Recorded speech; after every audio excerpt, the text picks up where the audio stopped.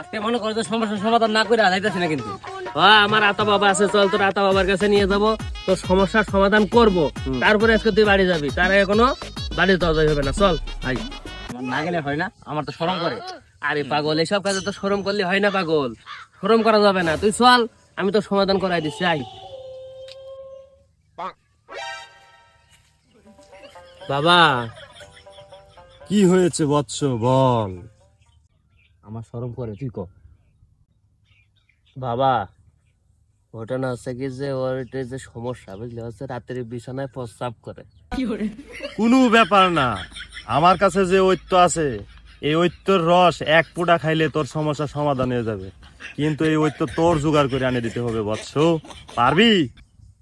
বাবা, আমার বন্ধু আছে, আমার বন্ধু সবাই আইনা দিবে। এই যে বিয়ে করার সময় একা একা করে আসলে সব বন্ধ করে দেবে। আচ্ছা বাবা, কোন বন্ধু মানুষ যেহেতু উপকার তো করাই লাগবে, আর সে নাই পরে দেখা যাবে না। আচ্ছা বাবা, কোন কি কি লাগবে আপনি একটু কোন। প্রথমে আতা গাছের পাতা লাগবো, কুত্তার সাইডের ছাতা লাগবো, আগুনের আগা লাগবো, বাতাসের ডুগা লাগবো, ফাদের একটা শিহর লাগবো, পেঁচে দু দাঁড়াই লাগবো, শসের আল্লোর সাল লাগবো, বট গাছের সাল, শুকুরি আমার সাউয়ার বাল, সব এক জায়গায় সেচ্ছে রস খাওয়ানি লাগবে। বাবা, ঘটনা হচ্ছে কি যে আমি ভাবির বুঝে শুনে কবানে, ওই ভাবি প্রতিদিন সকালে ওই লেপ তো সব ধুয়ে দেবে না, সমস্যা নেই বুঝলে, ওই বিছানের মতো মুতু।